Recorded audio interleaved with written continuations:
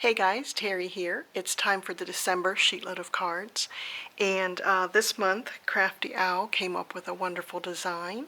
This is using up a 6x6, four pieces from a 6x6 pad. So I am going to use this here from Echo Park. It's probably very old. I'm trying to use up my stash. I'm down to the last of my Christmas 6x6 pads, so I love that I've been using those up.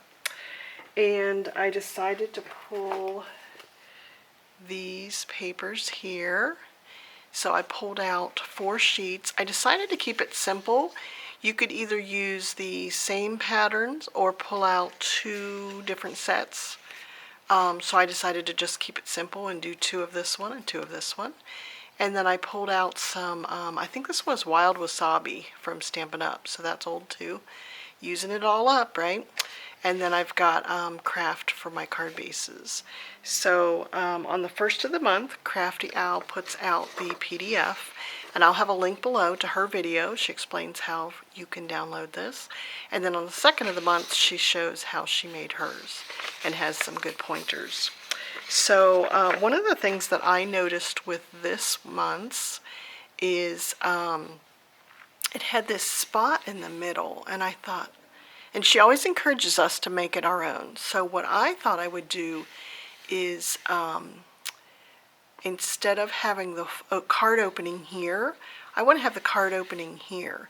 So because she prints this in true size here, when she does this layout for us, I measured from that middle point over to this edge, and it was 2 5/8.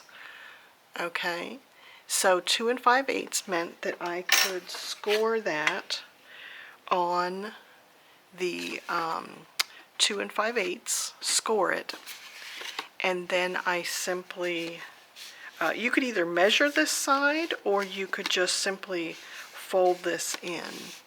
So I'm going to make my card open in the middle, so kind of make a fun fold out of it.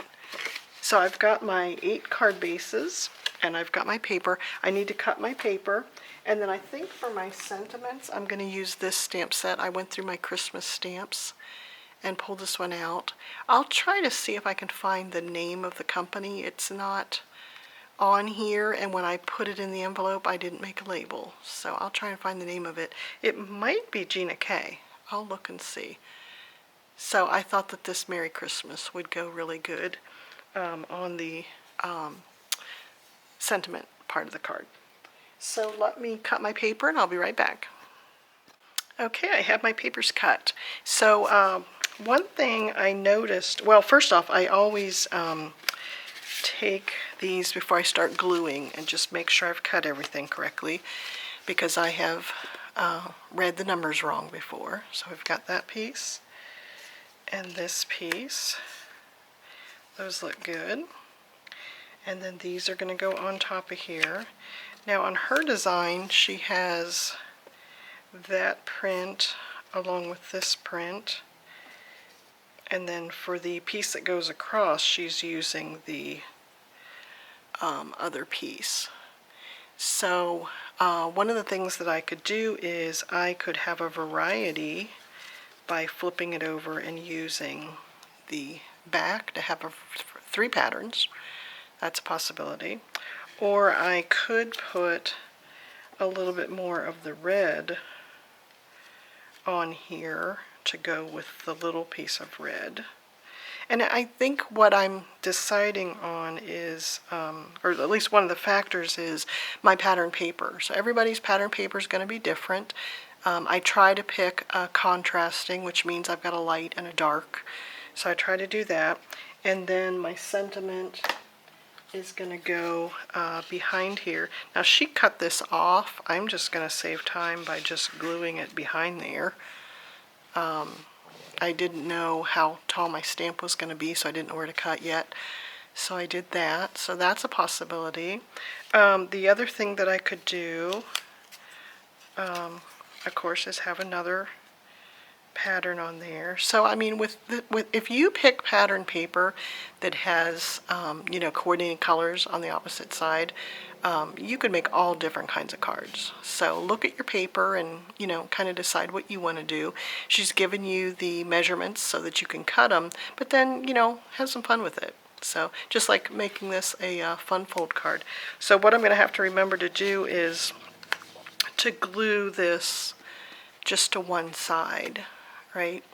So, so I will do that. So let me play with these and then we'll see what I come up with. Okay, they turned out really cute. I really liked the green stripes. I used that one on these. And I decided to keep it simple. I didn't mix and match. I kept a stack here that was with the red and the stripe. And then this other one, I just did the back side of the other one, which was snowflakes. So these ones don't have the stripe on them, but they're still cute. I like it. This snowflake pattern is repeated in this little piece. I think they turned out really cute. So thank you for watching. At the beginning of each month we do the sheet load, and I love it. It's just such a quick way to have a recipe to make a quick batch of cards. So I think I have about 40 Christmas cards made, so I'm ready to pop those in the mail.